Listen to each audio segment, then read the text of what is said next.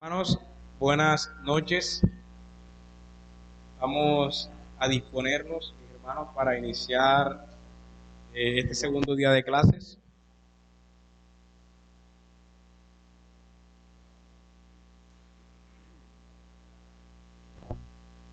Vamos a iniciar orando. Amado Padre Celestial, te damos infinitas gracias, Señor, por reunirnos una vez más aquí, en este lugar, para aprender, Señor, de tu palabra, para aprender lo que tú has revelado, para entender un poco mejor la doctrina de la salvación, Señor. Gracias por este curso que tú nos permites tener durante esta semana. Gracias, Señor, porque has abierto las puertas y has provisto los medios, Señor, para que este curso se desarrolle, para que se pueda llevar a cabo con toda normalidad. Te pedimos por la vida del pastor Alex, para que tú le des sabiduría, le des denuedo, le fortalezcas también, Señor, en esta noche para que pueda compartir y enseñar a los estudiantes de una forma clara y de una forma veraz, Señor. Ayúdale, ayúdale en todo y fortalécele, Señor. Te lo pedimos. También a nosotros darnos entendimiento, permite que estemos concentrados para aprovechar de la mejor manera todas las clases, todas las enseñanzas que se van a dar hoy, Padre. Te lo pedimos todo esto en el nombre de Jesucristo. Amén.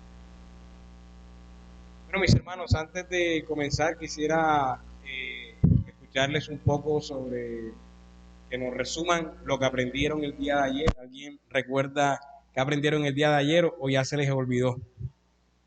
Alguien que, que tenga deseos de hablar. No todos a la vez.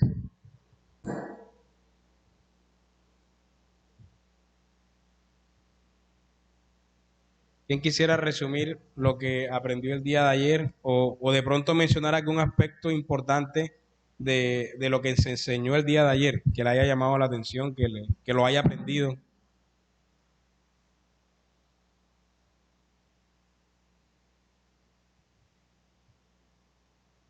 Nadie recuerda. Si no me va a tocar, ¿cómo? Adelante, mi hermano. Usa el micrófono que... Buenas noches, bendiciones. Buenas noches, mi hermano. Para mí es mi primer seminario. Tengo un poco tiempo en la reforma y bueno, para mí ha sido de gran edificación. Ayer me impactaba muchas cosas que el Señor nos ha dejado a través de su palabra y uno de las que me impactó fue cuando el pastor exponía un punto que dice, una doctrina correcta para una práctica correcta. Entonces, eso impactó tanto mi vida porque desafortunadamente venía de una congregación donde una doctrina incorrecta y lógicamente eso te lleva a prácticas incorrectas. Él lo resaltaba con el versículo de Juan 3, Juan 17:3. Entonces yo creo que como creyentes debe ser una motivación conocer más al Señor y aprovechar estos espacios porque creo que son de gran edificación para nuestras vidas espirituales y esto que recibimos también poder compartirlo con aquellos hermanos que también están empezando en este proceso. Entonces yo tengo mucha expectativa en mi primer seminario, como lo decía, y absorbiendo lo que más pueda con el favor del Señor. A mi hermano, esperamos que sean muchos más cursos durante este año. ¿Alguien más quiere opinar algo?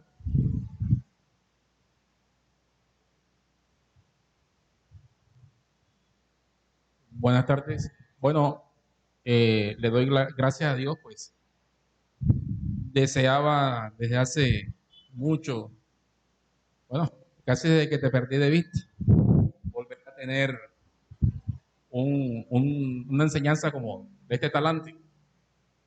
No conocía y no había enfocado la soteriología como el pastor la está planteando, ¿sí? Alta teología.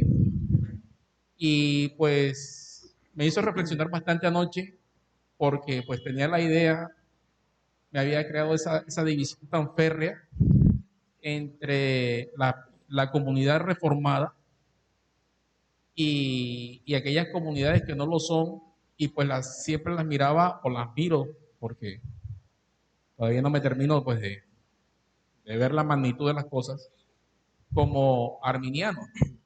y había olvidado de pronto el detalle importante, que lo que es que una persona puede ser muy pentecostal, arminiana y todo lo que se diga, pero está convencida en Cristo.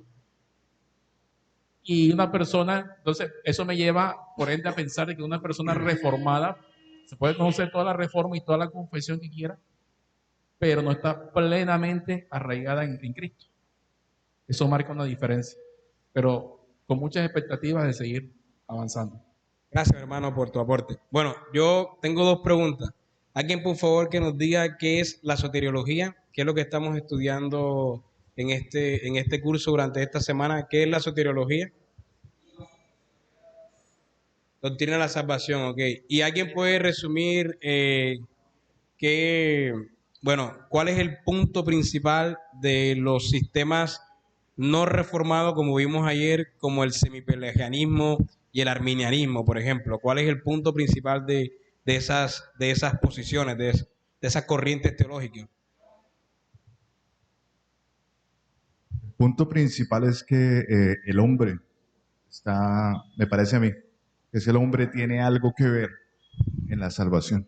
El hombre hace algo. El hombre tiene que hacer algo para alcanzar esa salvación que solo le pertenece a Dios. Exactamente, es como miti, ¿no? El hombre pone una parte y Dios pone la otra, como cuando hacemos la vaca, cuando se hace la vaca para comprar algo. Bueno, entonces vamos a comenzar con este segundo día de clase. Invito al Pastor Alex, adelante.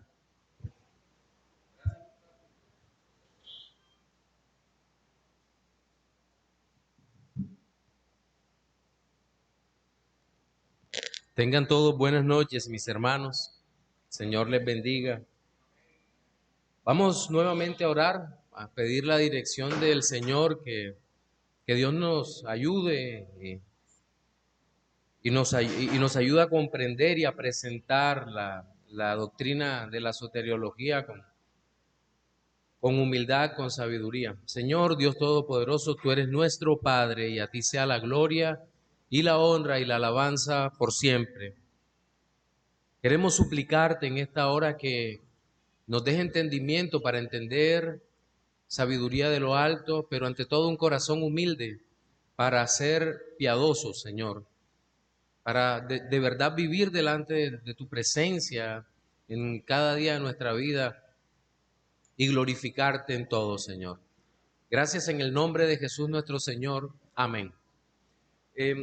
La noche de ayer se me quedaba algo que quería compartir con ustedes y que tiene que ver con la esperanza. Cuando hablábamos de los distintos sistemas, es evidente que solamente el conocimiento vivo del Dios que elige desde antes de la fundación del mundo proporciona lo que John Frame en su libro Doctrina del Conocimiento de Dios llama el descanso cognitivo.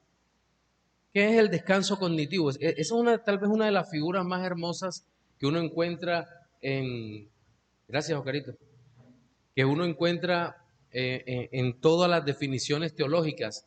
Es esa paz que sobrepasa todo entendimiento, que invade el corazón, porque nos da la seguridad de que hemos sido salvados.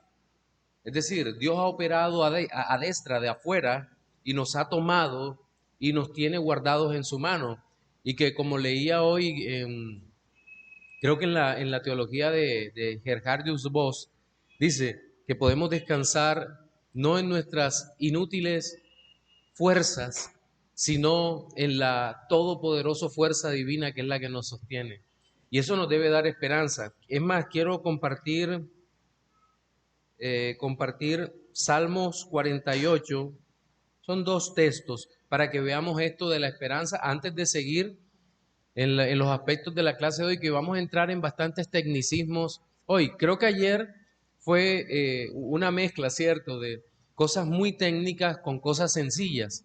Y la idea es que lo técnico se nos vuelva sencillo, se nos vuelva cotidiano, más no que se nos vuelva banal o algo de snobismo intelectual, no, sino que realmente vivamos la fe como verdaderos hijos de Dios. Bien, Salmos capítulo 48, versículo 10 hasta el 14. Desde el 9 vamos a leer mejor. Nos acordamos de tu misericordia, oh Dios, en medio de tu templo, conforme a tu nombre, oh Dios. Así es tu loor hasta los fines de la tierra. De justicia está llena tu diestra. Se alegrará el monte de Sión, se gozarán las hijas de Judá por tus juicios. Andad alrededor de Sión y rodeadla, contad sus torres, considerad atentamente su antemuro, mirad sus palacios para que lo contéis a la generación venidera, porque este Dios es Dios nuestro, eternamente y para siempre. Y mire cómo concluye: Él nos guiará más allá de la muerte. Esto es una declaración de confianza absoluta en el Dios Todopoderoso. Nótese que se está hablando de algo que puede parecer temporal. Siempre he tenido algunas dudas en la interpretación de este salmo porque se usa la palabra Sión, y cuando se usa la palabra Sión habla o viene hasta nuestra mente más la idea de la Jerusalén redimida que de la Jerusalén terrenal. Cuando el salmista o algún agiógrafo, algún escritor bíblico invita al pueblo a ir a Sión, casi nunca aparece la idea de que se habla del Israel nacional o del Israel terreno, del que conquistó Canaán y luego, o del que incluso del que regresó de la cautividad. No, casi siempre lo que está en mente del autor divino, llamémoslo así, del autor primario, es la idea de la Jerusalén plenamente redimida para su gloria. Y creo eso porque por esta declaración tan fuerte y maravillosa hasta el final. Y Él nos guiará, hablando de Dios, más allá de la muerte. Pero más allá de todo esto, creo que lo que nosotros observamos allí es justamente la esperanza de un creyente. La esperanza de un creyente que confía en que realmente Dios es quien trasciende. Dios es trascendente. Conocemos ese concepto, ¿cierto?, de la teología propia. Es decir, el Dios que está más allá de la creación. Dios también es inmanente. Dios está en medio nuestro. Es Emmanuel, Dios con nosotros, y parte de eso se observa en su omnipresencia, en su omnisciencia, esos atributos en donde son exclusivos de Él, pero la inmanencia se caracteriza porque nos muestra al Dios cercano. Pero este Dios trascendente que es presentado por el salmista nos lleva o nos hace trascender en Cristo Jesús al habernos redimido. Porque una criatura pecadora es una criatura, entiéndase, intrascendente, porque no irá más allá de un futuro o de una eternidad terrible en donde sufrirá absolutamente todos los castigos merecidos por su maldad, por su desvarío. Pero eso es una escritura que no trasciende, porque Dios no lo hace trascender en ese sentido. No estoy hablando de que Dios transmita ese atributo, no me malinterprete. No, porque ese es uno de esos atributos incomunicables de Dios. Pero Dios nos toma y nos pone en la eternidad para su gloria, para su servicio. Y creo que esto es sencillamente sorprendente, que criaturas como nosotros podamos tener una esperanza de estar toda la eternidad siendo amados por quien es el amor. Esto es realmente, creo que toma nuestra alma y la pone a reflexionar y le despierta una alabanza o una alabanza continua por el único Dios que nos ha redimido. Es decir, esto es uno de los momentos en cuando nosotros entendemos que la interpretación de la palabra correcta, la teología exegética y el entendimiento del texto, la presentación en una doctrina coherente, produce doxología. Es decir, produce en nuestro corazón alabanza para la gloria de Dios. Sí. El apóstol Pablo frecuentemente presenta doxologías en sus cartas, ¿verdad? Al Dios Todopoderoso sea la gloria, la honra y la alabanza por los siglos de los siglos. Amén. Pues en la despedida trinitaria que usamos cada domingo para despedir como doxología, que la gracia de Dios, el amor de Dios, la gracia del Hijo y la comunión del Espíritu sean con todos vosotros. El pueblo responde amén. Siempre hay una doxología muy profunda en toda la Escritura como consecuencia de la salvación que es en Cristo Jesús. Entonces, todo esto nos lleva a la adoración, ¿cierto? Otro texto que quería compartir hoy para que veamos esa esperanza. Todos los salmos tienen esa oración que apunta a la gloria de Dios, a la adoración, a la alabanza, al cántico por el Dios vivo. Lo tienen los salmos, pero los salmos también, muchos salmos tienen ese elemento escatológico que acabo de mencionar, el creer que Dios nos guía más allá de la muerte. La soteriología no estaría completa si no estuviese llena de ese elemento escatológico, es decir, el elemento que apunta al más allá.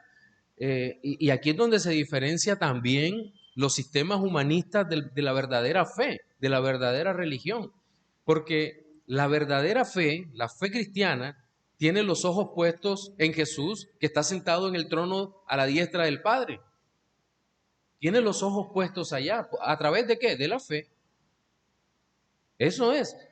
No tiene tanto los ojos puestos en esta tierra porque entiende que la provisión de las cosas terrenales son una añadidura para aquellos que buscan el reino de Dios y que lo buscan conscientemente. No estoy siendo simplista y no estoy quitando el esfuerzo que se necesita hacer en nuestras vidas para obtener cosas, para pagar nuestras cuentas.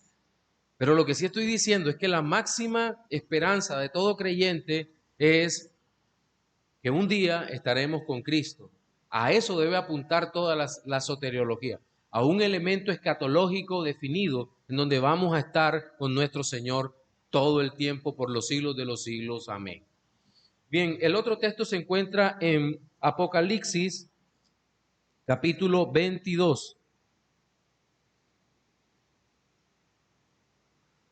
Versículo 12, 22:12 dice: son palabras del Señor, toda la Escritura. He aquí, yo vengo pronto y mi galardón conmigo para recompensar a cada uno según sea su obra.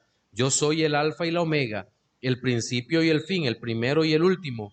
Bienaventurados los que lavan sus ropas para tener derecho al árbol de la vida y para entrar por las puertas de la ciudad. Mas los perros estarán fuera, y los hechiceros, los fornicarios, los homicidas, los idólatras y todo aquel que ama y hace mentira. Yo, Jesús, he enviado mi ángel para daros testimonio de estas cosas en las iglesias. Yo soy la raíz y el linaje de David, la estrella resplandeciente de la mañana. Y el Espíritu y la esposa dice: ven. Y el que oye diga: ven. Y el que tiene sed venga, y el que quiera tome del agua de la vida gratuitamente. Yo testifico a todo aquel que oye las palabras de la profecía de este libro. Si alguno añadiera estas cosas, Dios traerá sobre él las plagas que están escritas en este libro. Y si alguno quitare de las palabras del libro de esta profecía, Dios quitará su parte del libro de la vida y de la santa ciudad y de las cosas que están escritas en este libro. El que da testimonio de estas cosas dice: ciertamente vengo en breve. Amén. Sí, ven, Señor Jesús. La gracia de nuestro Señor Jesucristo sea con todos vosotros. Amén. ¿Cómo termina? Con una adoración a Dios. Ahora, hay unas advertencias continuas a nosotros, los salvos, cómo debemos vivir delante de la presencia de Dios. Y claro que Él puede decirnos cómo tenemos que vivir, porque Él es nuestro Redentor. Él nos ha comprado por precio de sangre para su gloria. Él asegura un lugar para nosotros en los cielos, y eso implica un comportamiento coherente con eso que el Señor ha hecho. ¿Hasta aquí alguna pregunta?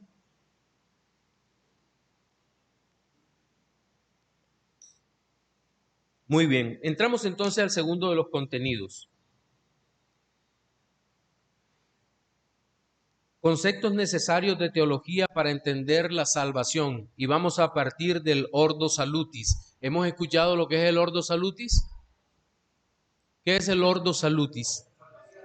El orden de la salvación, es cierto, orden de la salvación. Y tenemos que decir que es uno de los aspectos que diferencian a las distintas escuelas teológicas. Hemos venido hablando de los sistemas como conciben las personas la soteriología. ¿Se acuerdan? Hablamos de paganismo, arminianismo, semipelagianismo, teología reformada o calvinista. Y creo que incluso podríamos hablar de los sistemas posmodernos de salvación, porque son muy sincretistas, en donde se mezclan varios sistemas subsisten al mismo tiempo, aunque sea imposible reconciliarlos o conciliarlos. Hay sistemas esotéricos tratando de absorber de la Biblia. Eso es imposible, porque eso es lo que rechaza el Señor Jesucristo cuando dice: ¿qué concordia tiene Cristo con Belial? Es decir, los esotéricos son totalmente demoníacos, en el sentido que lo conocemos hoy en día en nuestros países. Eso no tiene ninguna razón de ser. Ahora, decía, el orden de la salvación diferencian a las escuelas teológicas cristianas, no solo por asuntos eminentemente lógicos o de la razón, sino porque la forma como asumimos este orden determina la visión que tenemos sobre la soberanía del Señor en la salvación de nuestras almas.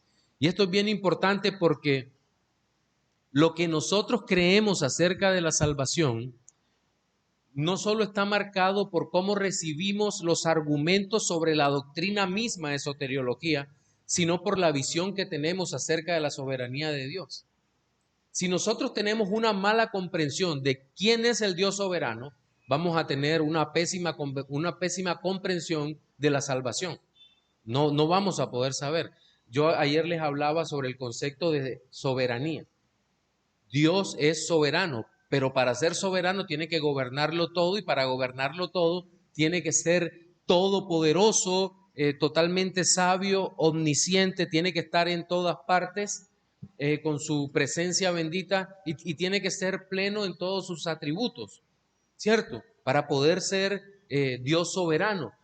Y como decía Abraham Kuyper, ustedes lo habrán escuchado muchas veces, no hay un solo centímetro en el universo en el que Dios no esté presente y diga: es mío. Eso es totalmente cierto. Así tenemos que entender nosotros la soberanía de Dios. No solo está presente de manera plena en todo el universo, sino que realmente Él dice que el universo es suyo y las criaturas son suyas. Aún las criaturas que van siendo enviadas al infierno. Salmos capítulo 139 lo presenta así David, ¿cierto? Cuando dice: y si huyera al Seol y allá me quisiera esconder, allá estás tú. Dios manifestando un atributo que no quisiéramos experimentar en nosotros jamás, que es su ira justa, ¿cierto? Allí donde no hay misericordia, no queremos conocer ese atributo de Dios expresado sobre nuestras vidas. Dios nos guarde. Entonces, lo que nosotros creamos acerca de Dios determina lo que creamos acerca de la salvación. ¿Qué pasa cuando una persona cree que el hombre es un rey, un príncipe, un soberano, que tiene un pequeño lugar en el universo? Inmediatamente Dios dejaría de ser Dios. Porque para Dios no puede haber lugares restringidos en el universo ni almas cerradas para su gloria. Dios entra en el alma que Él quiere y cuando quiere. Y como han dicho varios predicadores, gracias a Dios que sea así, porque yo no le di permiso cuando entró a mi vida. Simplemente entró y me reclamó para Él, y gloria a Dios que haya sido así. Porque imagínense nosotros resistiendo a Dios. No, Dios no puede ser resistido. Ahora bien, tal doctrina del Ordo Salutis es enseñada mediante el uso de esta expresión latina, orden de salvación, ordo, orden, salutis, salvación o salud. Y dentro de la teología reformada, todos los maestros han sido muy cuidadosos en mantener o en tratar de mantener la distribución bíblica antes que realizar cualquier otra modificación, como han venido realizando eruditos de otros trasfondos. Por ejemplo, vamos a comparar dos visiones protestantes comunes. el Ordo Salutis arminiano frente al Ordo Salutis calvinista. En el Ordo Salutis arminiano empieza por una expresión que muy poco conocemos, se llama la gracia previniente o gracia que previene del pecado, seguido por la fe. Escucha este orden: gracia previniente, fe, unión con Cristo, justificación, regeneración, santificación y glorificación. Bien, el Ordo Salutis calvinista se caracteriza por presentar, en primer lugar, la elección o predestinación. La elección en este caso es incondicional, la regeneración precediendo a la fe, la justificación, la santificación y la glorificación. Naturalmente, si usted lee libros, por ejemplo, el de John Murray sobre la redención consumada y aplicada, se va a interpolar entre la justificación y la santificación la adopción. Y eso está bien dentro de ese estudio propiamente dicho. Pero quiero que revisemos lo peligroso del sistema arminiano relacionado con la salvación.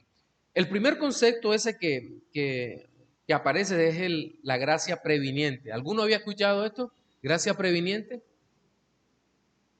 No. ¿Quién sí, por favor, que explique? José. Oye, que falta de respeto, Pastor José. Sí. También molinista, sí, señor.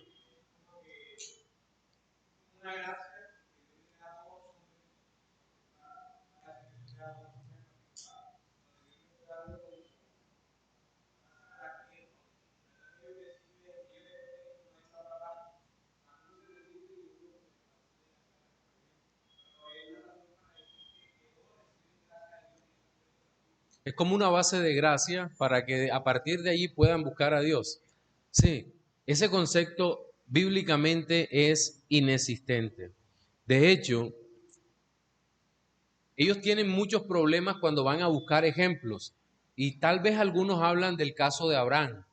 Yo recuerdo cuando, estando muy joven, empecé a leer un libro, leí bastante de ese libro, un compendio manual de la Biblia escrito o compilado por Halley, un arminiano. Era un libro, recuerdo, alguien me lo regaló con mucho cariño y lo leí durante mucho tiempo antes de conocer la fe bíblica, la fe reformada. Y tiene datos muy interesantes y demás, pero me llama la atención que cuando él trata de explicar la vida de Abraham, él se vuelve pedazos porque no puede explicar el llamado de Abraham por parte de Dios sin que en Abraham haya ningún mérito. Él dice, no, la gracia previniente sobre Abraham evitó que tal cosa y que tuviera fe.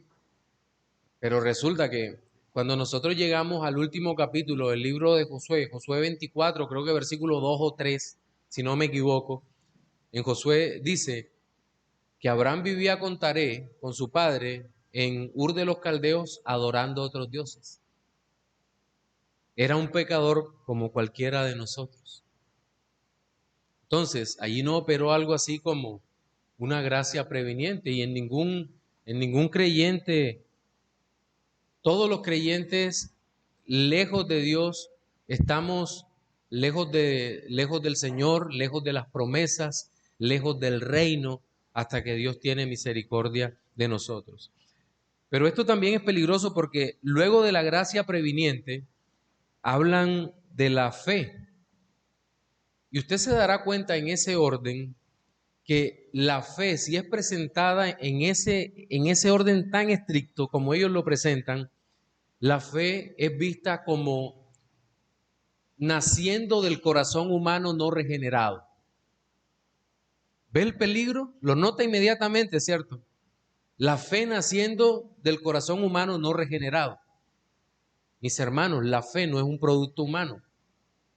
El hombre no puede creer en el Señor a menos que Dios le conceda creer. No puede. Y esto es realmente peligroso dentro de este sistema. Posteriormente habla de la unión con Cristo.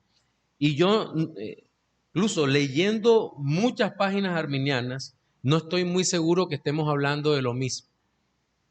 Para nosotros los reformados, la unión con Cristo es justamente eso. A través del Espíritu Santo de Dios, el Señor nos une a su Hijo Jesucristo y nos hace partícipe de los beneficios de la salvación, incluidos el de una maravillosa y profunda comunión con el Hijo. Sí, entonces, la unión con Cristo tal vez no es lo que estamos pensando para el ordo salutis arminiano. Luego habla de la justificación, pero en esta justificación por la sola fe ya hay un problema mucho más serio, porque la sola fe no es un no es un don, sino que es el producto del corazón. Entonces, ¿cómo puedo ser justificado si esta fe no proviene del Señor mismo? Luego habla del nuevo nacimiento, es decir, primero se es justificado para después nacer de nuevo, y posteriormente viene la santificación y la glorificación, que son puntos iguales a los que creemos nosotros. Antes de entrar en el ordo salutis calvinista, he leído bastante literatura antigua de teología pentecostal arminiana, y cuando voy llegando a la unidad en donde teóricamente debería estar el decreto eterno de Dios que habla sobre el tema del orden salutis, página en blanco. No hay. ¿Por qué? Porque les cuesta ordenar esto. Les cuesta. Hoy en día, algunos teólogos pentecostales arminianos serios están tratando de ordenar su propia teología, de sistematizar de una mejor manera, dejando esos modelos libres, por no decir un poco especulativos, y empiezan a buscar una teología más sistemática, más bíblica, más seria.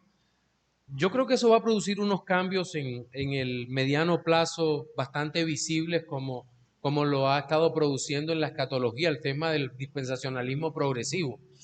Pero hay que ver, hay que esperar. Y como les decía ayer, con los académicos hay que sentarse a hablar para presentarle la escritura y decirle, ¿tú estás considerando honestamente esto? Sí. Bueno, regresamos entonces al ordo salutis calvinista. Primero que aparece acá es la elección o predestinación. En Romanos 8, ahora lo vamos a ver, Dios habla a los que antes conoció, y usted podría decir a los que antes amó, a los que antes tuvo en bien salvar, a los que quiso redimir desde antes de la fundación del mundo. Luego dice, el orden es, el segundo punto, la regeneración. Y la regeneración o nuevo nacimiento antecede a la fe, porque nadie que es nacido de nuevo no puede creer. Un muerto no puede creer. Tú no le puedes decir a un muerto, cree para resucitar. Tienes que resucitarlo para después decir, darle vida, darle creer en Cristo. De otra manera no va a ocurrir. Y creo que el ejemplo es perfecto. Sí, regeneración, nuevo nacimiento, fe, justificación, que es por la sola fe en Jesucristo, y luego santificación y glorificación.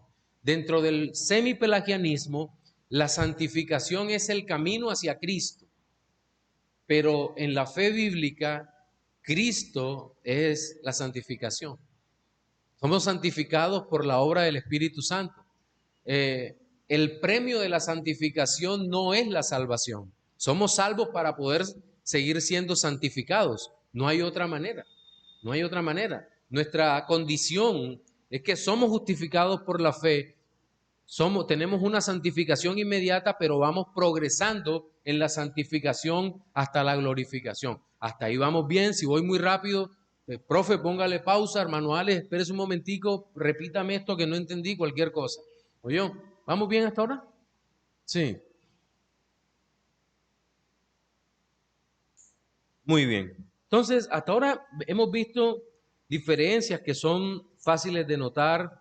Hemos hablado de conceptos distintos, la gracia previniente y demás. En fin. Miren, por aquí encontré este concepto bien interesante de una página que se llama Pensamiento Pentecostal Arminiano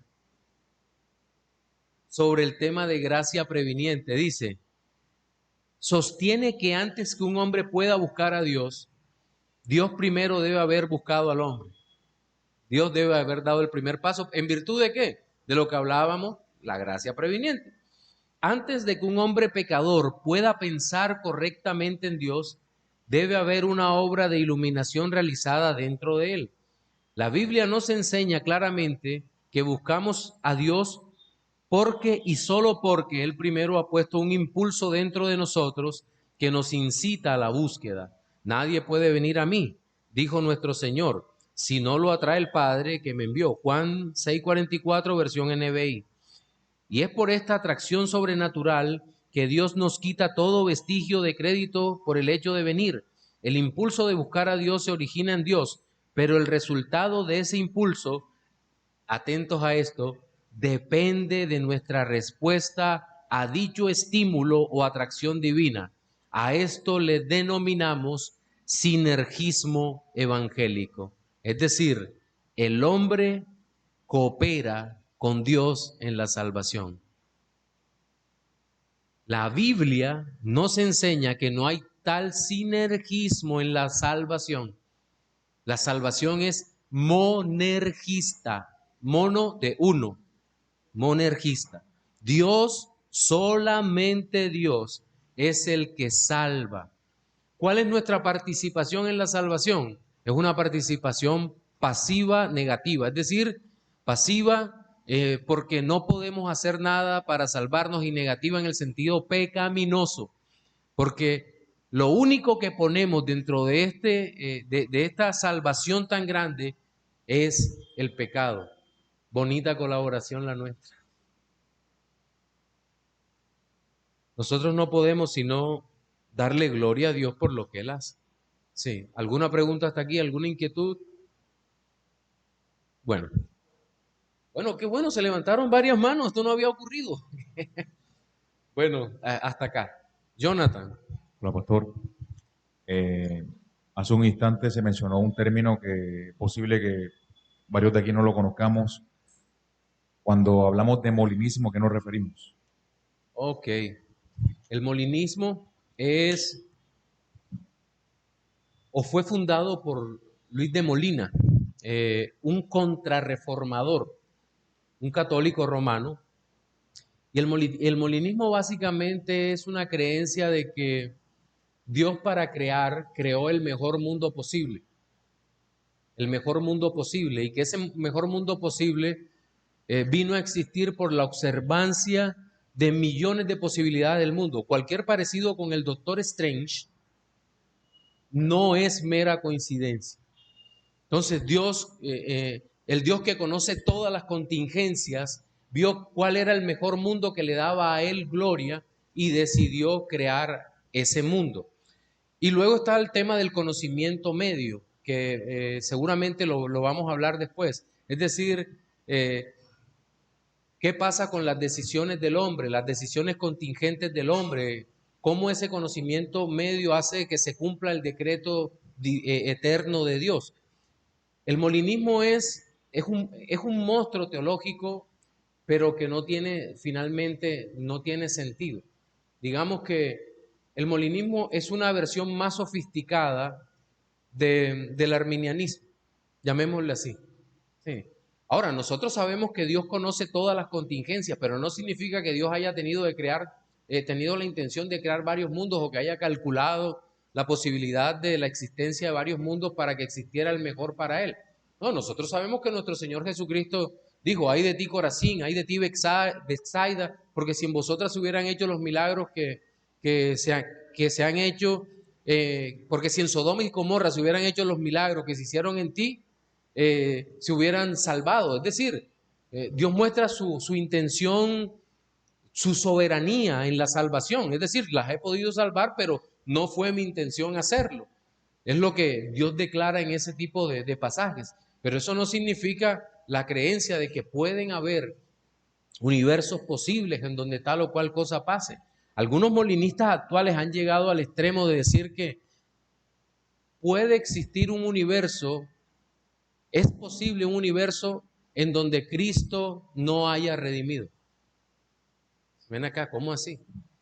Eso no puede ser simplemente porque la declaración absoluta de la Biblia, entiéndase estas palabras, declaración absoluta de la Escritura, no, es que existe un solo universo, un solo mundo en donde Dios obra con ese poder. Sí. Entonces, más o menos eso es lo que nosotros entendemos como molinismo, aunque hay muchas cosas más y hoy en día hasta hay algunos que se llaman asimismo molinistas calvinistas. Eso no puede ser, pero ellos se llaman así. El caso de el filósofo de la religión Alvin Plantinga, excelente apologeta, pero cuidado con lo que escuchamos de él cuando habla acerca de la salvación. Sí. ¿Alguna otra pregunta había acá?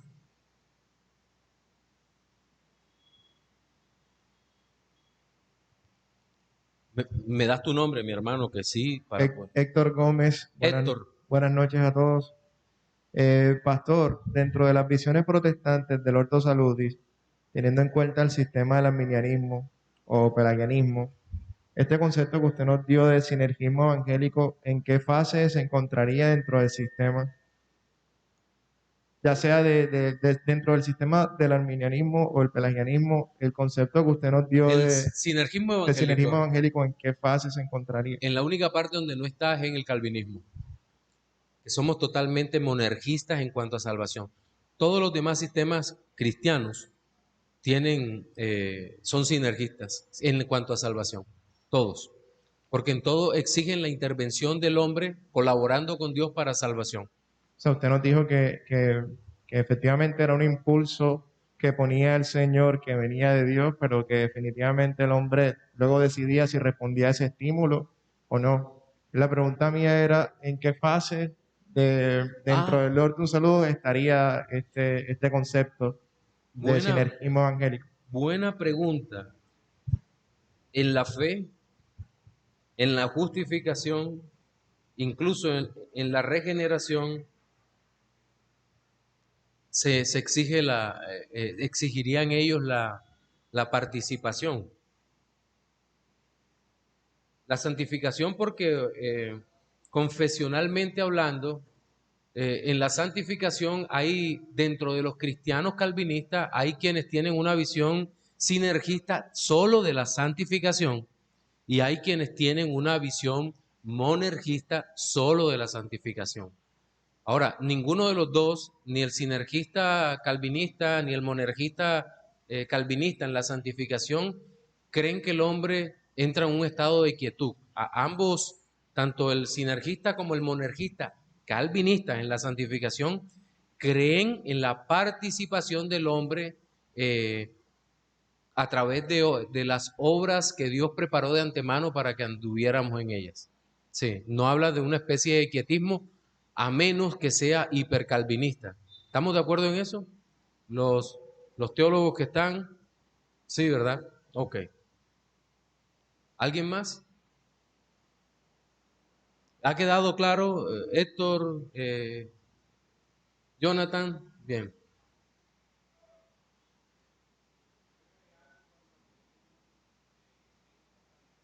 Un segundito, Pastor José, para que te lleven el micrófono.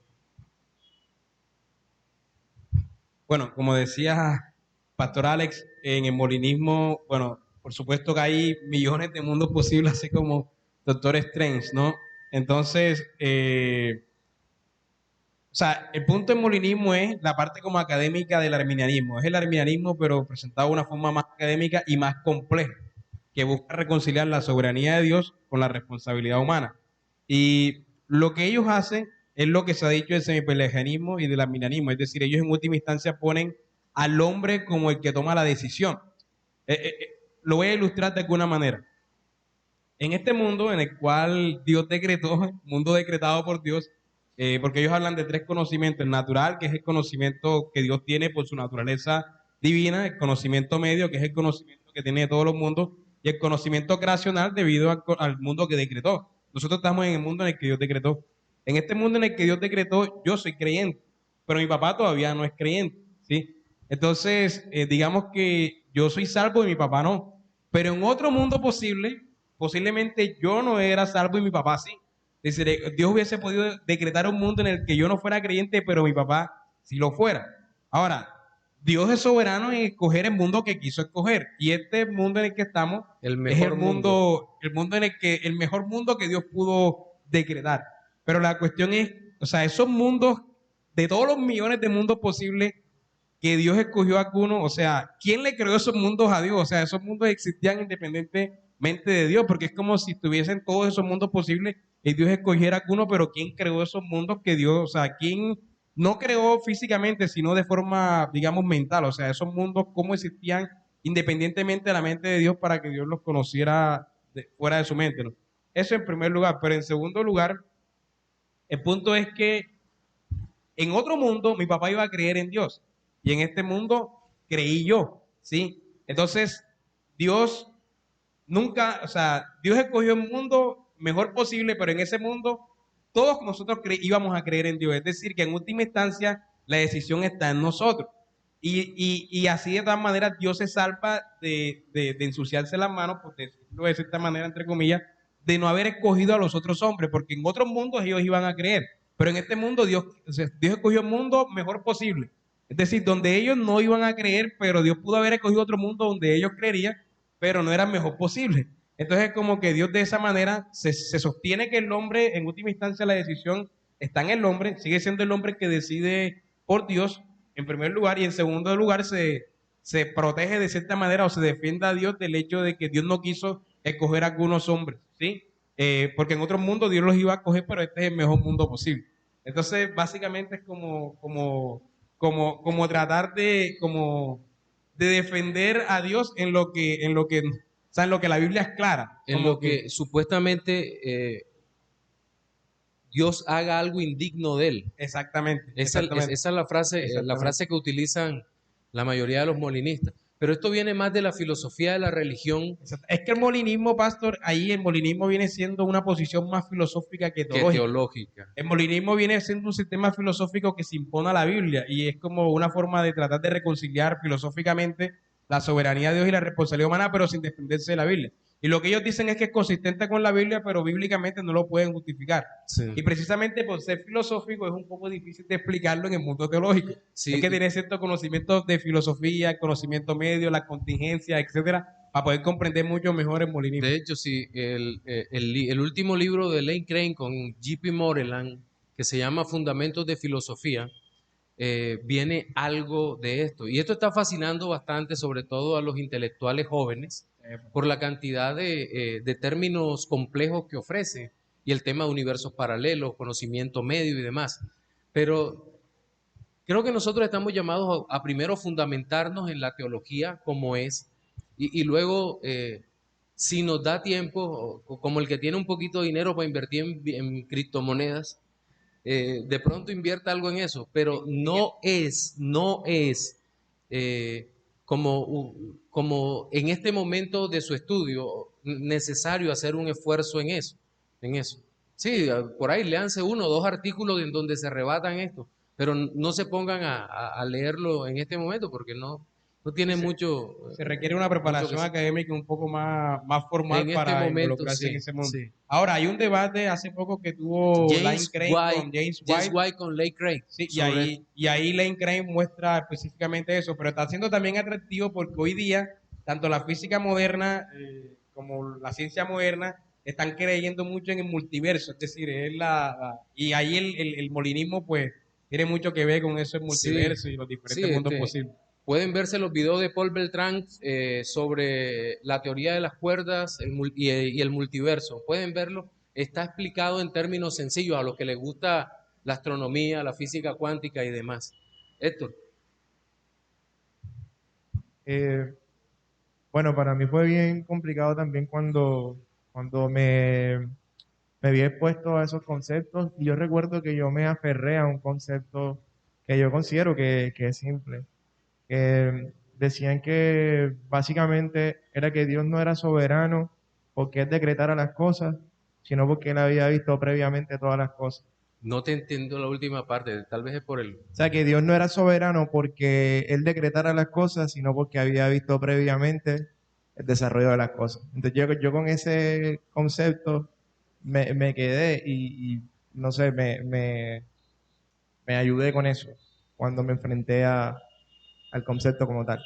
Ok, muy bien. Entonces, volvamos al Ordo Salutis, el orden de la salvación.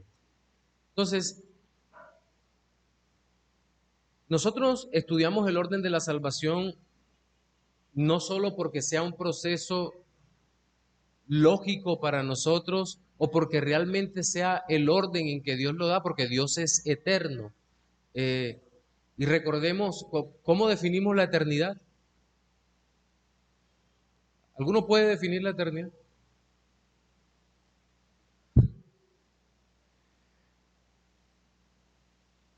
Es todo lo contrario del tiempo, o lo que está fuera del tiempo. ¿Y qué es el tiempo?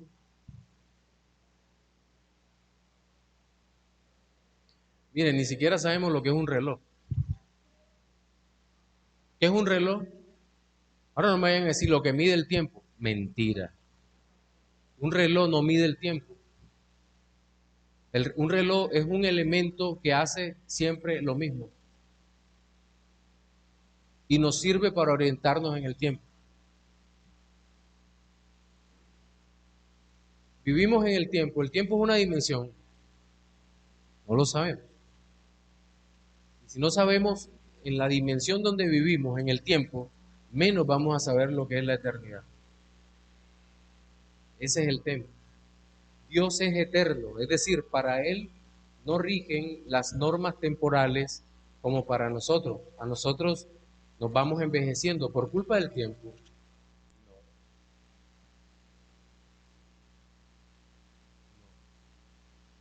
Ahora, mezclé una serie de conceptos filosóficos, pero hay un artículo buenísimo a los que les interesa, yo sé que ustedes son bastante estudiosos, de el erudito español, el que es biólogo, el segundo apellido es Cruz. Antonio Cruz. Él tiene un artículo, ojalá no lo hayan bajado de la red, que se llama Dios y el tiempo. No lo confunda con el artículo, no sé si es de Bullman u Oscar Cullmann, que es un libro sobre Dios y el tiempo, pero esto es un autor liberal y es peligroso que en este momento de su vida usted lea literatura liberal. Léase el artículo del doctor Antonio Cruz porque aclara muchísimo. Pero la Biblia nos habla de la eternidad de Dios y la eternidad de Dios nos muestra una característica del Dios que existe desde siempre y para siempre. En teología hemos acudido a algunos artificios para tratar de explicar la eternidad de Dios y, por ejemplo, la formulación de su decreto. Hemos dicho, el decreto fue formulado en la eternidad pasada. Hoy en día me río de eso porque eternidad y pasado no pueden ir de la mano, porque o es eterno o es pasado, o hablan de la eternidad futura, o es eterno o es futura, pero no pueden existir al mismo tiempo. Increíblemente, como dice C.S. Lewis, ¿sabe cuál es la única conexión vigente con la eternidad? El presente. Tiene toda la razón, porque es solo hoy cuando podemos tener comunión con Dios. Por eso es que el arrepentimiento, Dios nos ordena arrepentirnos es hoy. Y curiosamente, las cosas que más marcan al hombre son el pasado, los traumas, las tristezas, el dolor y el futuro, las preocupaciones por el que vendrá, por el mañana y todo ese tema. Entonces, cuán terrible y cuán difícil es para nosotros enfrentarnos a lo que conocemos como tiempo y más aún como eternidad. Ahora, el tema que nos enfrentamos acá es que hay un orden de salvación, pero este es un orden como aparece en la Escritura. Como aparece en la Escritura. Sí, porque tiene alguna lógica, es lo más sensato pensar de acuerdo a lo que Dios hace. de acuerdo a la manifestación o revelación de Dios, esto es mucho más obvio, más lógico que entenderlo como lo entendemos hoy en día por la Escritura que como lo entiende el arminiano. Y sobre todo porque creo que evidentemente como está en la Biblia es como Dios quiere que lo entendamos. Yo cada vez que empiezo a luchar con mi mente curiosa, todas las mentes humanas son curiosas, pero cuando me empiezo a pensar en esto, digo, un momento, cálmate, mira lo que dice la Escritura, Dios lo reveló de una manera y seguramente es porque quiere que lo entendamos de esa manera, ¿cierto? Bien, vayamos entonces al orden bíblico, Romanos capítulo 8, Romanos 8, 28 al 30. Alguna vez le preguntaron a un hombre que si se perdiera en una isla, se pudiera llevar un solo libro de la Biblia, ¿cuál se llevaría? Y dijo, Romanos. Y muchos han hablado sobre este capítulo 8, diciendo que es el capítulo más importante de toda la Escritura. De hecho, hay un estudio creo que son de cuatro conferencias de John Piper sobre el capítulo 8 de la carta a los romanos que es fantástico. Bien, el texto base, Romanos 8, 28 al 30 dice: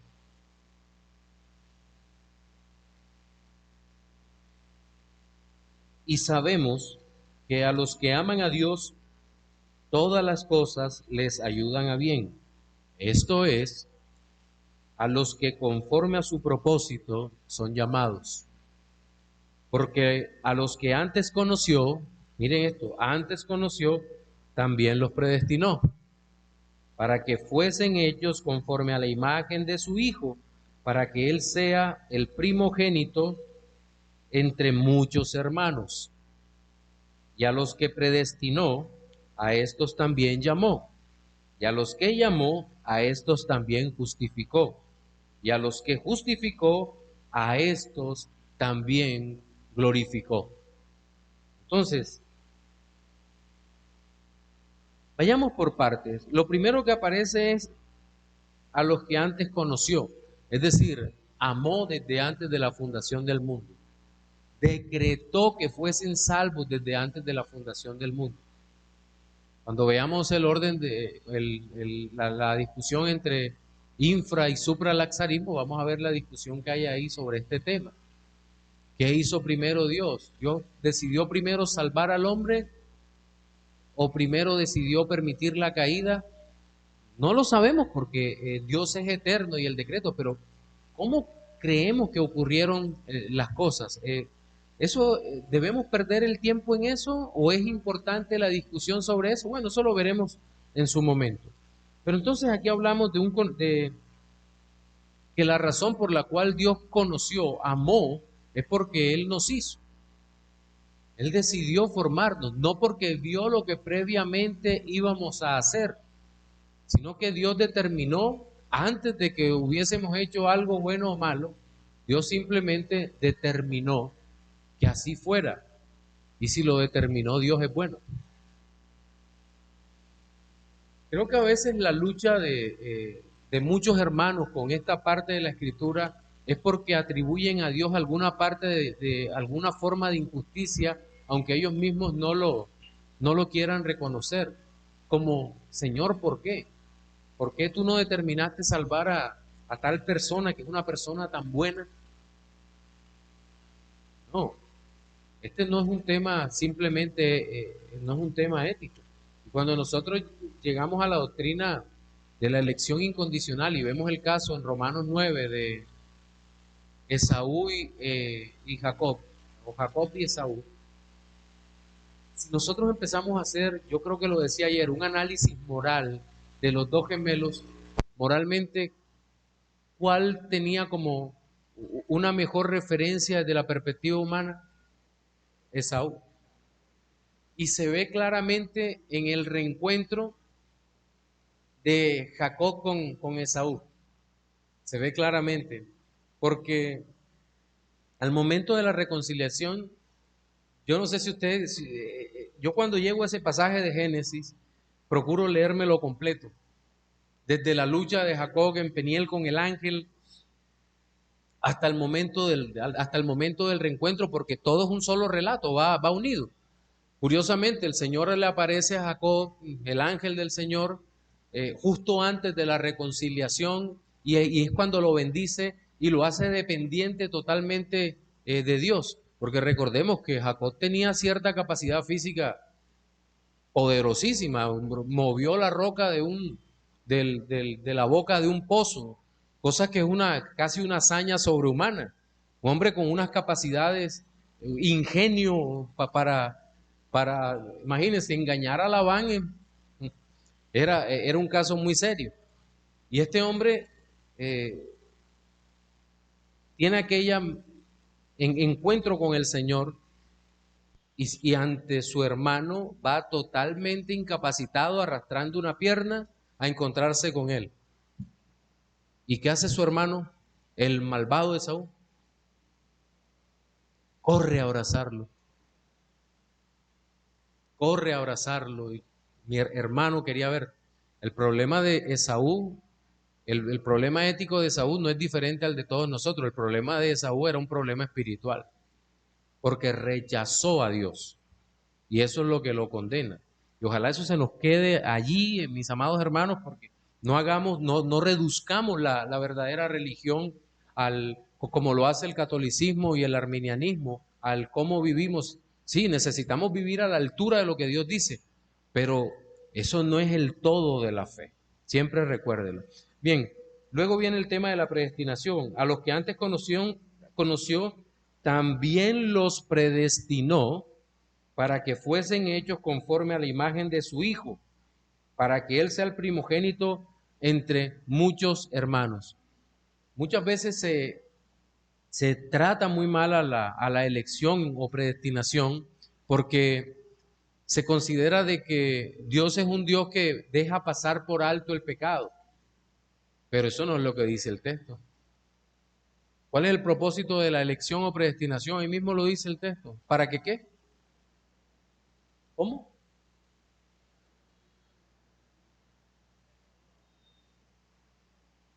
Para que fuesen hechos conforme a la imagen de su Hijo. Es decir, hemos sido predestinados no solo para ser salvos, sino para ser santos. Y aquí la palabra agios tiene una connotación hermosa porque es apartado para el servicio de Dios. Dios nos salva para sí, para su gloria. Para eso es que nos salva. Pero aquí surge una pregunta, porque yo estoy hablando de elección y predestinación. ¿Es lo mismo?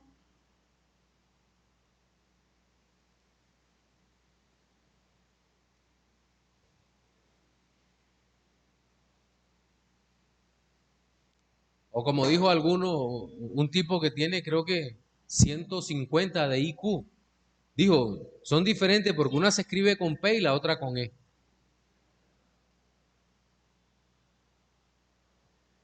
No es lo mismo. La predestinación se refiere a todos los eventos que ocurrirán en el universo, que han sido decretados y que por la providencia de Dios se van dando, todos los eventos. La elección tiene que ver con los seres humanos, con las personas. Entonces nosotros, si fuimos predestinados en ese gran decreto, es el concepto macro, pero el concepto más pequeño es la elección.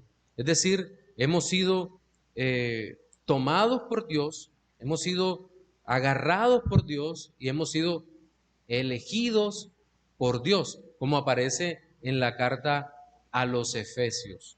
Entonces, ese es el concepto. Sí, predestinado todo, todas las cosas han sido predestinadas por Dios. Hasta el choque entre dos galaxias por allá, en lo más alejado del universo, eso, pues bien, eso, o que dentro de tantos millones de años que no creo, ocurrirá el choque inevitable entre Andrómeda y la Vía Láctea. Predestinado por Dios, sí, todo esto predestinado. Pero la elección es la acción de Dios sobre cada hombre que ha sido escogido desde antes de la fundación del mundo. Esa es la acción. Bien. Luego dice, y a los que predestinó, a esto también llamó. Aquí aparece el llamado eficaz. ¿A qué se refiere? El llamado eficaz no es el llamado que se hace desde el púlpito, cuando al final del sermón uno hace una aplicación final. Casi siempre todos los predicadores reformados tenemos eso, ¿verdad? Que al final decimos un llamado, arrepiéntete. No le decimos ven acá, pero le decimos arrepiéntete, es el momento de reconciliarte con Cristo, ven a Él, en virtud de lo que hemos predicado. Pero este llamado no es eso, porque ese es un llamado externo, nos referimos a un llamado interno realizado por el Espíritu Santo de Dios en el corazón y que no puede ser resistido. No puede ser resistido. Porque a eso se refiere. La pregunta es, ¿cuándo sí puede o podría resistirse la obra del Espíritu Santo? La obra del Espíritu Santo nunca. Pero los incrédulos, aun cuando escuchan la palabra, el llamado externo, resisten el llamado. Estamos de acuerdo en eso, ¿verdad? Porque si el Señor los llamara al corazón, no podrían resistirlo. Sí, por esa razón usted va a encontrar que en la Escritura Esteban, en el capítulo 7 del libro de los Hechos, dice, vosotros siempre resistís al Espíritu. Sí, pero resisten la predicación de la palabra de Dios. Dios nunca los llamó para salvación, porque si no, hubieran sido salvos. Es decir, los que tratan de resistir el Espíritu son los que resisten el propósito divino para sus almas. De tal manera, ¿se da cuenta usted que las personas que se condenan porque quieren condenarse? Porque rechazan a Dios, porque no hay una búsqueda verdadera del Señor. Pero hay una pregunta con la que Lorraine Weidner creo que lo termina uno de convencer con un argumento muy sólido. ¿Sabe usted cuánto poder se necesita para resistir a Dios? La respuesta es obvia, ¿verdad? Necesitaría ser tan poderoso como Dios o más poderoso que Dios para resistir. Entonces, cuando uno hace esa serie de reflexiones teológicas, dice, wow, pero es imposible resistir el llamado de Dios. Vamos a descansar unos minutitos y regresamos pronto.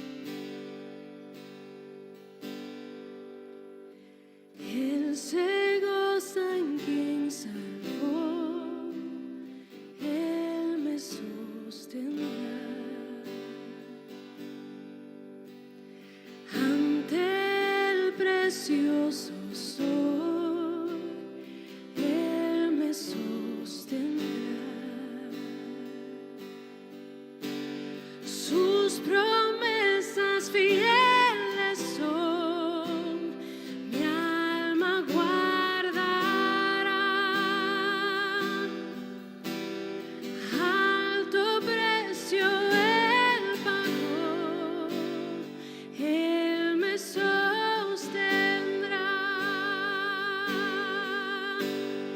Él me sostendrá. Él me sostendrá, pues me ama el Salvador.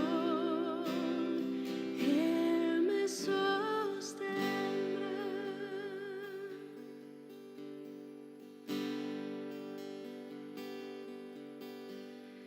Él sufrió y por mí murió. Él me sostendrá. La justicia Él cumplió. Él me sostendrá. Vida eterna tengo en Él. Él me sostendrá.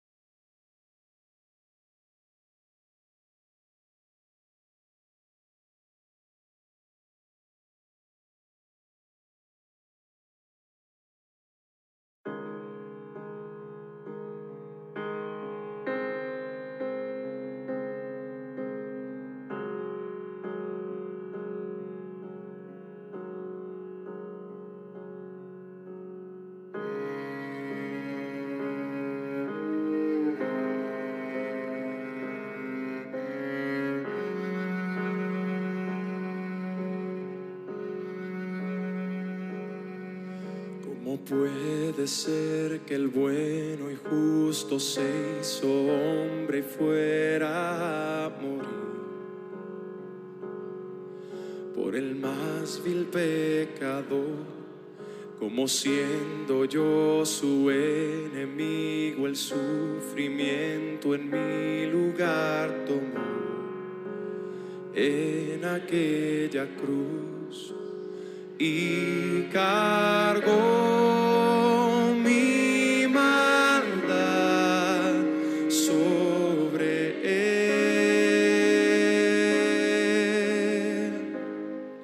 Su rectitud por la fe mía es.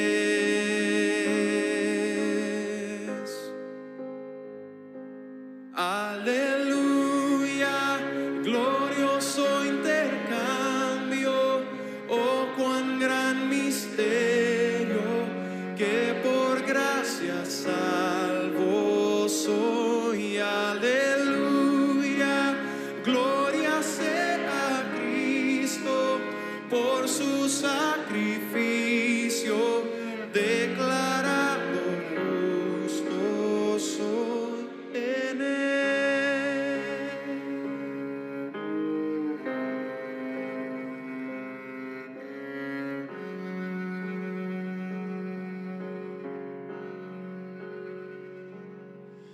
¿Cómo es posible que en Jesús, como a su Hijo, Él me recibió?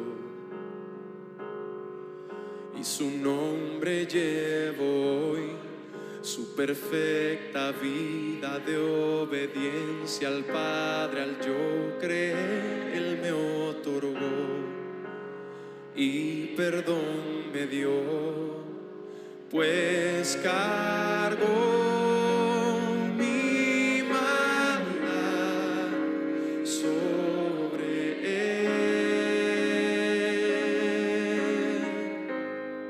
Su rectitud por la fe mía es.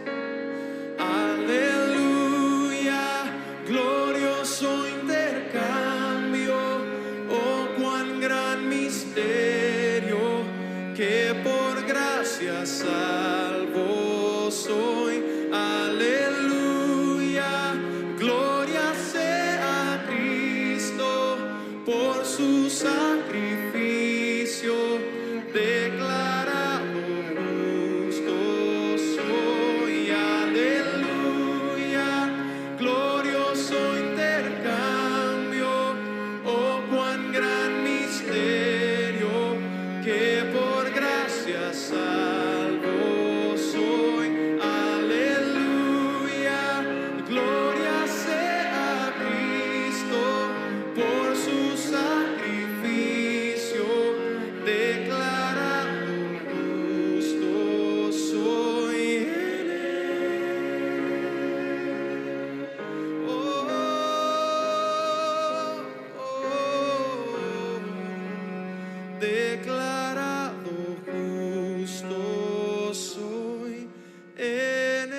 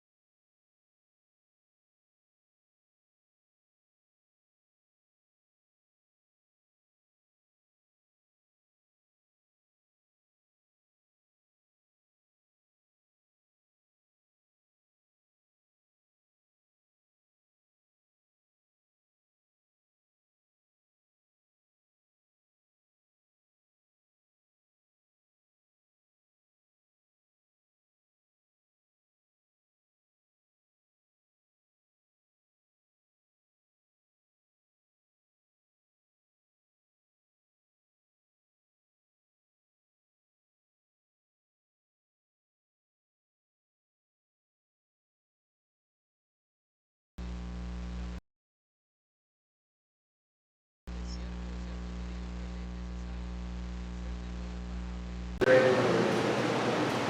decir, una pregunta muy íntima dentro de toda esta maravillosa cadena.